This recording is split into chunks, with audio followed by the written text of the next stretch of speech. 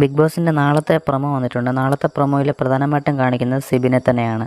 ഇന്ന് സിബിനാണെങ്കിൽ പോകണമെന്ന് പറഞ്ഞിട്ട് ബിഗ് ബോസ് വിളിപ്പിക്കുകയും ഒരു സൈക്കോളജിസ്റ്റിനെ കാണിച്ച ശേഷം തിരിച്ച് അകത്തേക്ക് കൊണ്ടുവരികയും ചെയ്തിരുന്നു. പക്ഷേ അപ്പോഴും സിബിൻ അത്ര ഹാപ്പിയൊന്നുമല്ല. മാനസികമായിട്ട് വയ്യാതൊക്കെ ഇരുന്നിട്ട് എനിക്ക് വീണ്ടും പോകണമെന്ന് പറഞ്ഞിട്ട് എനിക്ക് തോന്നുന്നു ആ കാരണത്താൽ വീണ്ടും ബിഗ് ബോസ് വിളിപ്പിച്ച ശേഷം സിബിൻ ഈ ഒരു ഷോയിൽ നിന്നും പോവുകയാണെന്ന് തോന്നുന്നു. ക്വിറ്റ് ചെയ്ത് പോവുകയാണെന്നാണ് തോന്നുന്നത്.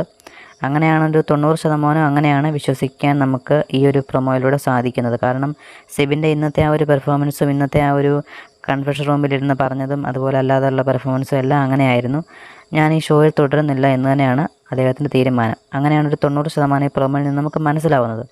ബാക്കിയുള്ളൊരു 10% എനിക്ക് പറയാനുള്ളത്, ഇന്ന് സൈക്കോളജിസ്റ്റിനെ കണ്ട സിബിനെ വീണ്ടും സൈക്കോളജിസ്റ്റിനെ നെക്സ്റ്റ് ഡേയിൽ അല്ലെങ്കിൽ ഇത്ര മണിക്കൂർ കഴിഞ്ഞ് കാണണമെന്നൊരു ഡോക്ടർ നിർദ്ദേശിച്ചിട്ടുണ്ടാവും. അതിൻ്റെ ഭാഗമായിട്ട് കൊണ്ടുപോകുന്നതാവാം. നമ്മളെ പ്രൊമോയിൽ ഇങ്ങനെ കാണിച്ചപ്പോൾ നമ്മളെ എപ്പിസോഡ് കാണാൻ നമുക്കൊരു ഇതുണ്ടാകുമല്ലോ. അതിനുവേണ്ടി പ്രൊമോയിൽ വേറെ ഫൈറ്റോ കാര്യങ്ങളോ ഒന്നും നടക്കാത്തത് കൊണ്ട് തന്നെ, വേറെ കണ്ടൻറ് ഇല്ലാത്തത് കൊണ്ട് പ്രൊമോയിൽ ഇങ്ങനെ കാണിച്ചതാവാം.